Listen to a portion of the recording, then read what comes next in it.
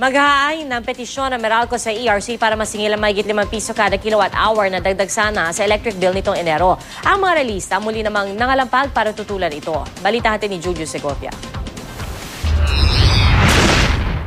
Ang posibilidad na magkaroon ng mga brownout ngayong tag-init, gaya ng ibinabala ng Energy Department, sinugundahan na ngayon ng Meralco. At hindi lang basta problema sa supply ang idinahilan nito, kundi ang TRO raw ng Korte Suprema na pumigil sa dagdag singil dapat nitong Disyembre. May mga generator kasi na baka hindi na makapag-supply dahil hindi nga nila mabayaran yung fuel supplier nila, di ba?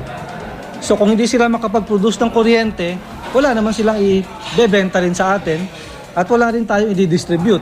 Pero mahigit 4 na piso lang sa halos 10 pisong nakabibing rate hike ng Meralco ang na-TRO ng Korte Suprema. May punatuloy ang mga maestrado, partikular sa taas-singil na ipatutupad sana nitong Enero.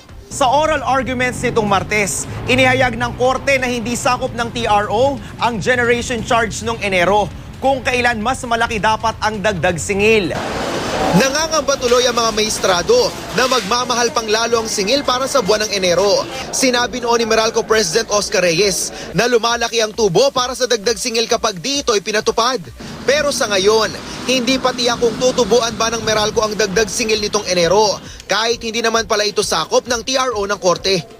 Ang sigurado pa lang, inihahanda na ng kumpanya ang petisyon sa ERC para bawiin ang naantalang pinakamalaking taas singil sa kuryente kahit pa isasangguni pa raw ito sa korte. Baka raw gawin itong utay-utay tulad ng panukala nila para sa December power rate hike. Sa rules natin pwedeng isang bagsak pero alam naman ng Meralco na hindi yan papabor sa consumers. The earliest that the Commission can act on it will be after 30 days. So it will already be March by then.